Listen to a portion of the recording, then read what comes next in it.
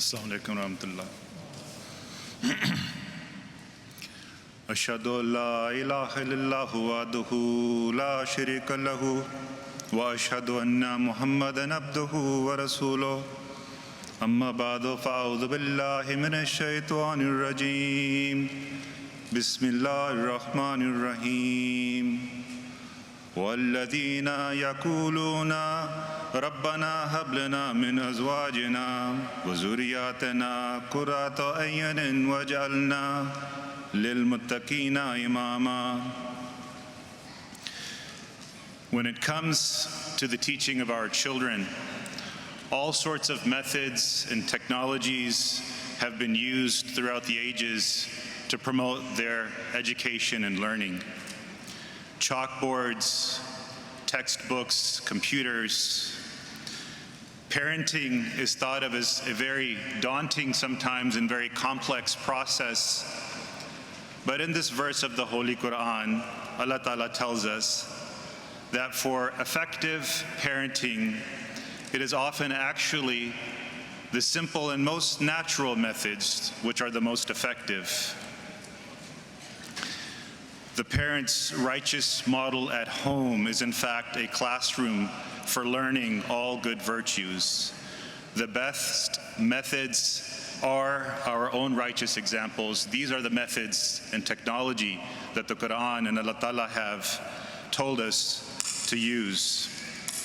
The topic of my speech is ideal parents, models of righteousness, and the verses that I opened with translate as follows.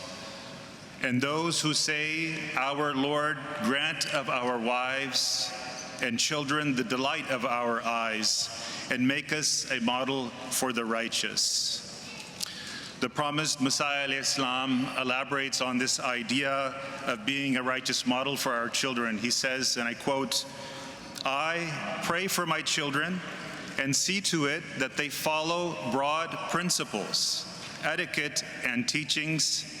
This is all, nothing more. Then Masih Maud al-Islam continues, it says, I place my entire trust in Allah the Exalted.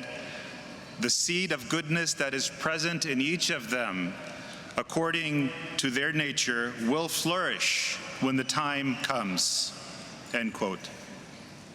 So to teach righteousness, all we have to do as parents really is to practice it ourselves.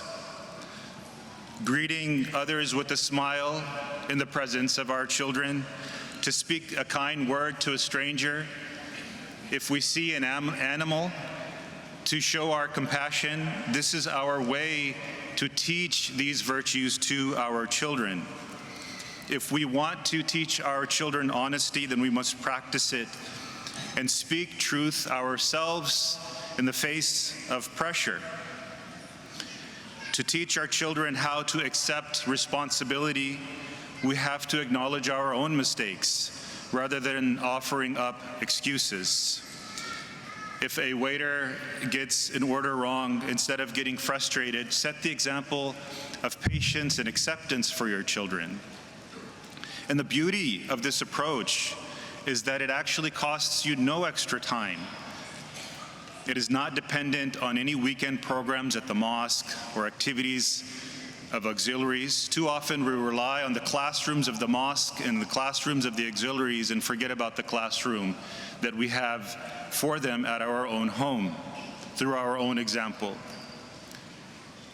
To teach me the importance of Fajr prayer, my own father would make it a point to walk across the house to do wuzu in my bathroom, even though he had one in his own room, knowing that it would wake me up for Fajr. Rabbi jalni muqimus salati wa min zuriyati. O Allah, make me observe prayer and my children too. Hazrat Muslim Maud Razila Ta'ala Anhu once said that if we establish prayer in the childhood of our children, even if the child were to become a Satan, a shaitan, and commit all sorts of evil, even still he can come back to a life of goodness and righteousness. The key there was that in his childhood, his parents established in him the love of salat, so that even if he were to veer away from God, he would still have the chance to come back. Furthermore, Hazrat Muslim Maud said that parents who do not instill the habit of congregational salat in their children are in fact their murderers. These, my dear guests, are very heavy words. Parents will admonish and even discipline children for worldly training and education, but freely grant exemptions for lapses in prayer. When Hazrat Muslim Maud is saying that it is criminal of us to do that, and we are guilty of their murder. When two parents have a disagreement at home, that is the opportunity to teach our children how to deal with conflict. Huzur Akhtar Sayyid Allah Ta'ala bin Nasr al-Aziz said that for the sake of your children, bear all sorts of shortcomings in your spouse. Offer your children an atmosphere that is good for them. And if the husband and wife live amicably, this is the example that our children can learn from. Sometimes those who preach to others are dealing with a tarbiyat crisis in their own homes. Remember that your family are also members of the Jamaat. The Holy Prophet ﷺ first preached to his own family before he preached outside. Huzur Anwar Allah Ta'ala said, quote, "Do not lose your children while attempting to reform others. That should be your foremost concern," end quote. The home is a madrasa where children form their convictions and learn from their parents. Never underestimate the power and influence of even your small deeds at home, your small gestures and comments. Sometimes it's these tiny virtues that can leave, in fact, an even more lasting and profound impression on your children. Some parents, out of a misplaced sense of righteousness, speak ill of Jamaat volunteers in front of their children and poison their hearts with their own tongues.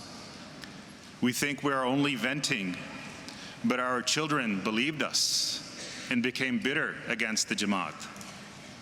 The Holy Prophet ﷺ said, quote, "Every child is born innocent. It is their parents who shape their faith into a believer or disbeliever." Huzur Allah Ta'ala bin Nasr al-Aziz said that, quote, "It is essential that Ahmadi parents develop a genuine friendship and mutual trust with their children from the very beginning, and make friendships so that they'll share their conversations from school with you, and you should always answer their questions and tell them who they are, why they are who they are, and do that from an early age," says Huzur Allah Ta'ala, end quote. My dear friends, there are examples of youth before us who were trained well in religious knowledge and education, and even collected trophies at Ijtima. But now they grew up and we saw them to become atheists. So be very careful and listen very carefully to this advice that children are deeply affected by our examples.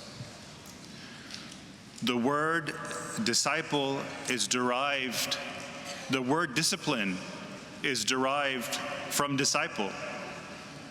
Make your child your companion and he will learn. Hazrat Ibrahim alayhi salam, he could have built the Kaaba by himself, but the Quran gives us this visual, this imagery of a father and son together raising the foundations of the Kaaba. How can we as fathers apply this lesson in our life today?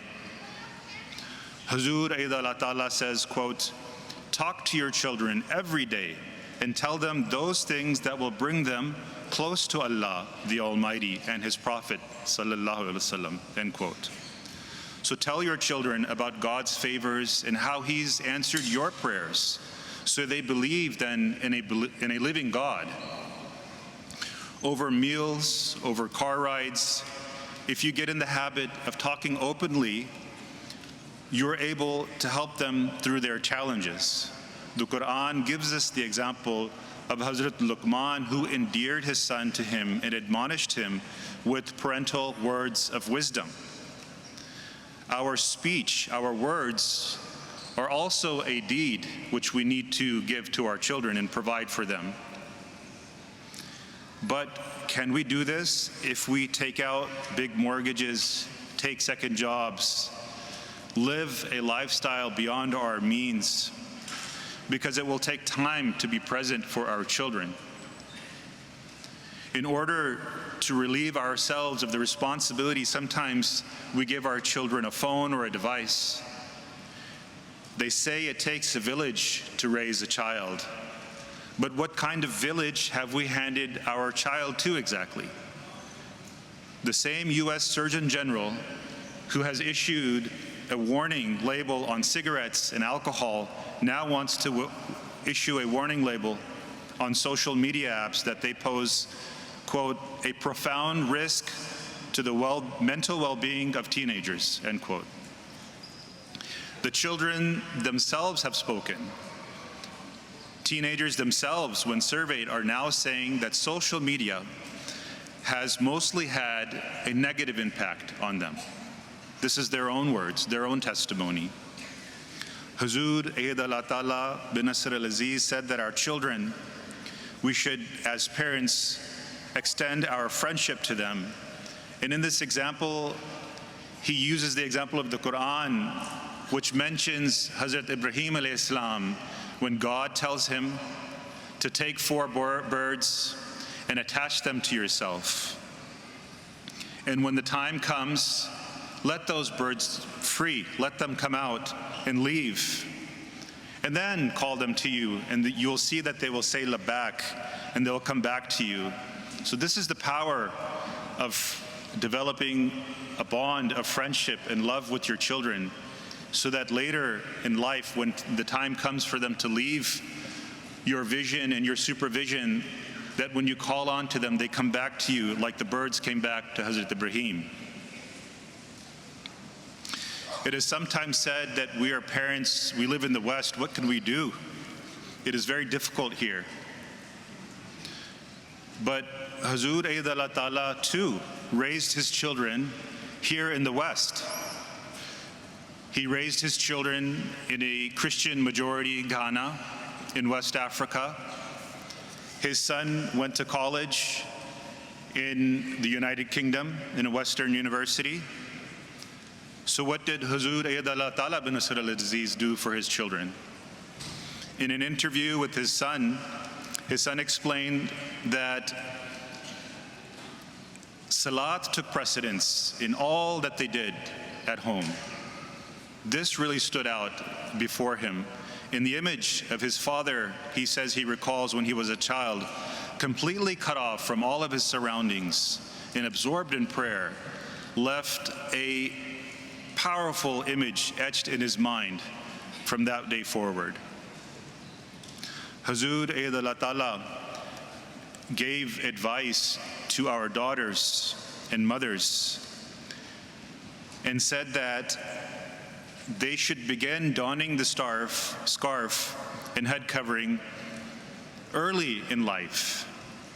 And the earlier they do it, the better. By age 7 to 9, girls should don the scarf, he said. Otherwise, they'll begin to overthink it and start feeling ashamed. Again, when it comes to worldly dealings, like getting up for school, we don't let our child decide on their own. Or if they're not well or if they're sick and they don't want to take medicine, we don't let them make that decision for themselves.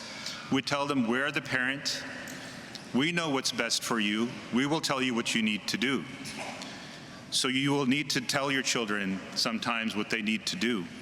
And in this case, we should don our children, our daughters, in modesty from an early age. Children is the best daulat or treasure that you can give your kids. The Holy Prophet ﷺ said that good tarbiyat is the best gift, the best inheritance you can leave for your child. Speak to your children about how God has blessed you and answered your prayers, so they believe in a living God that hears and answers and lives. The promised Messiah al-Islam, in his commentary of the verse the verse that I recited, and make us a model for the righteous, says that the majority of people don't have children to serve faith, but to establish heirs in this world for themselves and prevent their inheritance from being absorbed by someone else. So the question, my dear brothers, is, have we also fallen into this trap ourselves, worried more for our own estate and our earthly names than even our own children? We have to be the best in this world, in this present one, and also the next. But to pursue the world at the expense of faith is ruin. Hazrat Muslim Maud explained in comment on these same verses that when the great Muslim rulers and the great Muslim empires emerged that have now since gone, the Mughal Empire, the Ottoman Empire, and so on, when they first sprang forward, they excelled at both faith and the world. But gradually they neglected in instilling piety in their children and only promoted worldly excellence. And as a result, they lost even those very empires, those very estates and their dynasties, as their children became not the delight, but the misery of their parents' eyes. The Holy Prophet ﷺ says, quote, "May he be miserable. May he be miserable who worships the dinar and the dirham and the silk robe. He is never satisfied," end quote. The objection is often raised or heard by parents saying, but our children are good. They're civilized, they're well-mannered. But my dear parents, all children are good. The question is not, are our children good? The question is, are they spiritually good? Have they been taught by us a deeper sense of morality and purpose beyond the customary societal definition of good and moral? Do we belong to God, or do we belong to the world? This is the question, and it's high time we make a choice. It is as though we are not making the choice. We are just simply sleepwalking through life, attending jalsas and local programs, but really living for the world, only doing some of these things as a sort of backup, just in case. But we cannot have two loves in our heart at the same time. It's time that we make a choice, and in making that choice, provide an example for our children that a choice must be made, and that God is to be given precedence over the world. A broken parent cannot fix a child.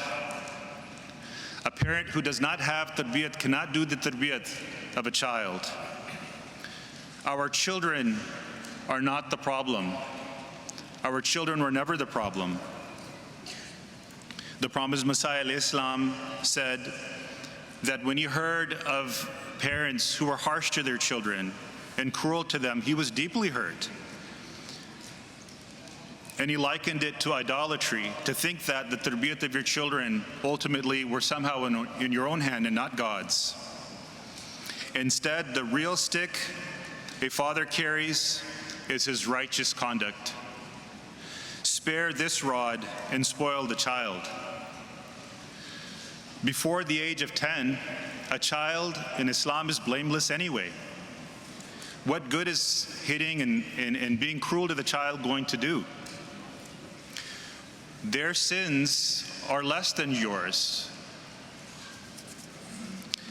It is a marvel of Islam that upbringing of children in Islam begins before the child is even born.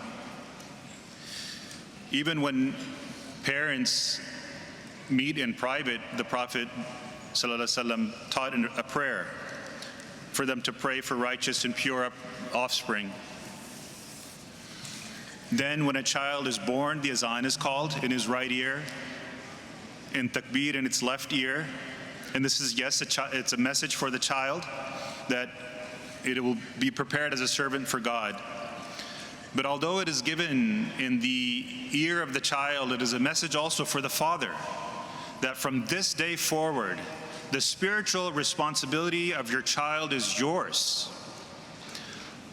Hazrat Hakim Maulvi Nuruddin Raziyallahu Ta'ala Anhu said that his mother would recite the Quran to him when he was but in the womb.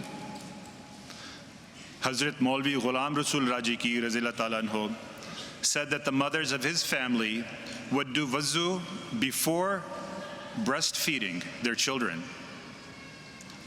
Mothers, how far or how close are we to these examples if we wish to give birth to Nuruddins and Rajikis?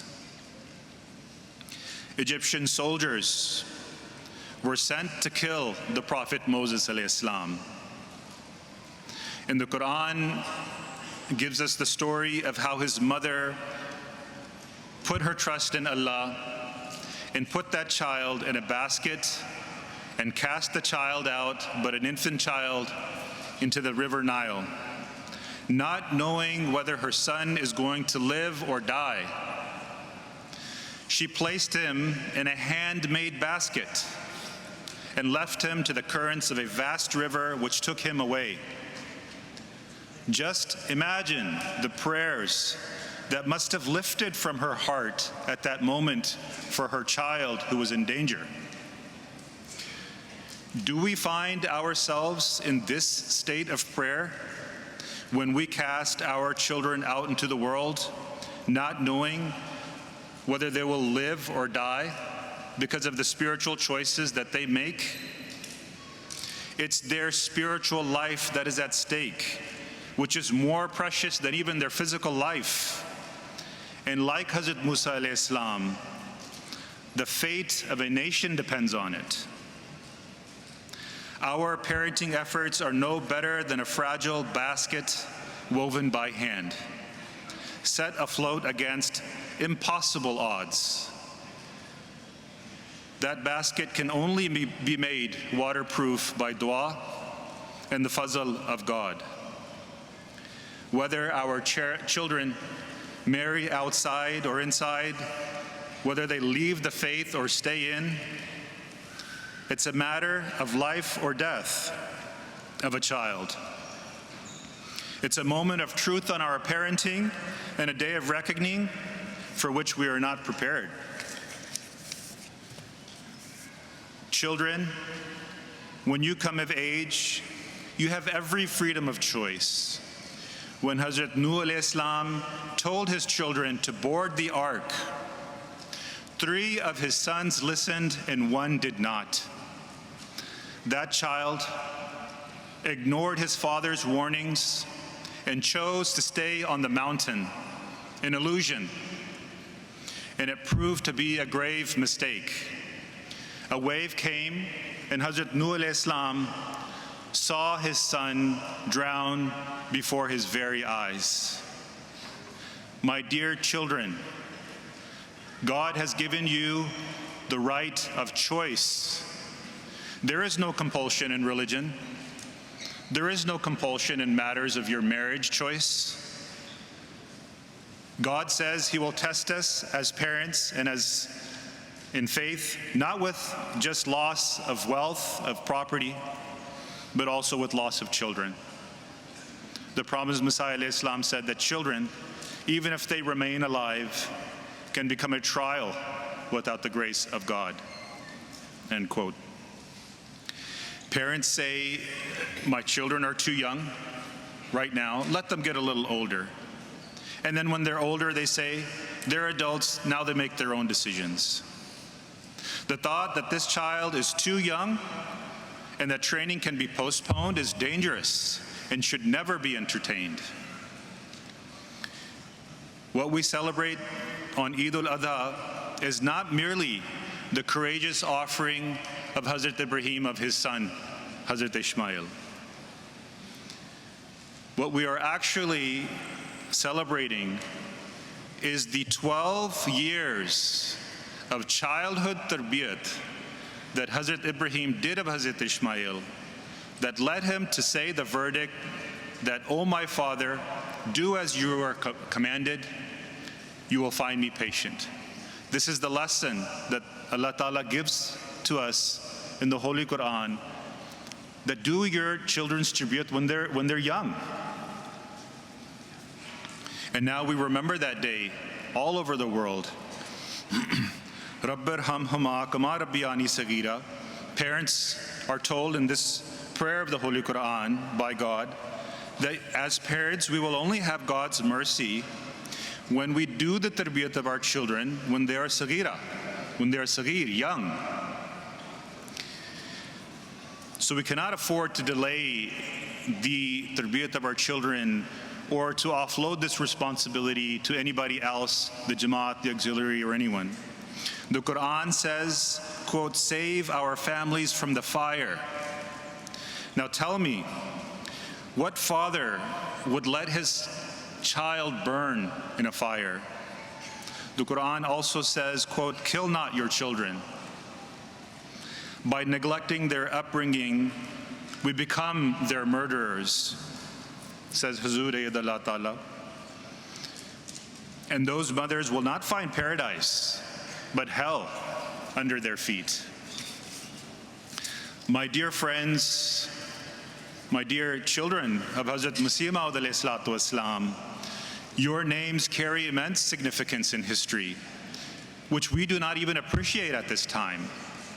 We are the children of Sahaba and Tabaeen.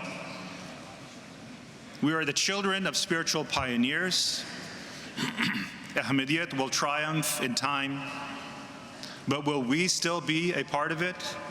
Will our children carry our names forward? Will there be Maliks and Latifs, Khans and Chaudhries? Or will there be new names and ours missing on that day of victory? Our forefathers left everything, the world, their families, their friends, their villages, risking their lives. And now, within a few generations, we risk throwing it all away by preferring worldly prestige over spiritual heritage. Our prophets, the Holy Prophet ﷺ and Hazrat Masih Maud alayhi salam, gave us the example of friendship and love with our children. When Hazrat Fatima radhiyallahu ta'ala anha would enter the room, the Holy Prophet ﷺ would stand up. He would take her hand and he would seat her himself at the chair, in the chair that he was sitting in. The Holy Prophet ﷺ would kiss his children and grandchildren, even in public. He would show no irritation at his children and grandchildren if they were to climb on him, even during salat, or into his lap during prayers. The promised Messiah alayhi salam would affectionately give his children rides on his shoulders. He would lovingly tease them and would console them when they were cranky or tired, as little children often are. He would listen to their imaginative stories and ramblings, and in fact would reciprocate with his own playful conversation with them. In these ways, they honored their children and laid the foundation of friendship with them. The Holy Prophet ﷺ said, quote, "Honor your children and train them in good manners." Hazur Allah Ta'ala said, "Befriend your children, be friendly with them, be tolerant, answer their questions, and show no kind of cruelty to them." End quote. Sometimes we may find that our children are lost to us. Hazrat Yaqub alayhi salam suffered tremendous grief when the news that his son reached him, Hazrat Yusuf alayhi salam, who was lost to him, that he may have died. But he refused to believe that his son was dead, and he prayed, not knowing whether he was truly dead or alive. He never lost faith that his son may one day come back as he did. So do we pray? Do we really pray for our children? Or do we not think the circumstances to be dire? Is not God hinting to us over and over in the Quran through these stories that the circumstances of our children are dire? What of the desperate prayers of Hazrat Hajra radhiyallahu ta'ala anha for her son as she ran in the dry desert back and forth between mountains looking for any trace of water in a barren land without a blade of grass, pleading before God to save her son from death. And God showed her a spring.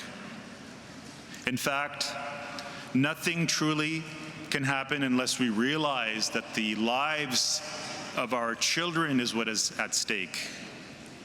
And if we pray like it, the promised Messiah alayhi salam said that our children are guests in our home.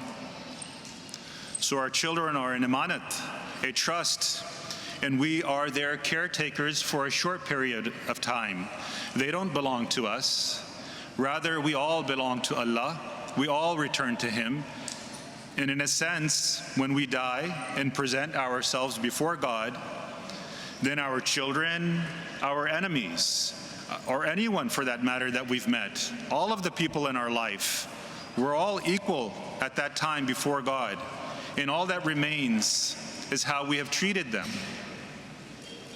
The promised Messiah alayhi salam said, quote, your children, pray for your children and your wife, as most of the trials that humans face are because of children.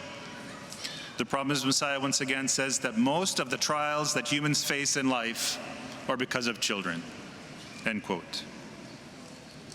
Our prayers give birth to children, spiritual children, through Allah's grace. We prayed Durood Sharif for centuries, Muslims all over the world. And God gave us Hazrat Masih Maud al-Islam from the spiritual progeny of the Holy Prophet sallallahu alaihi wasallam.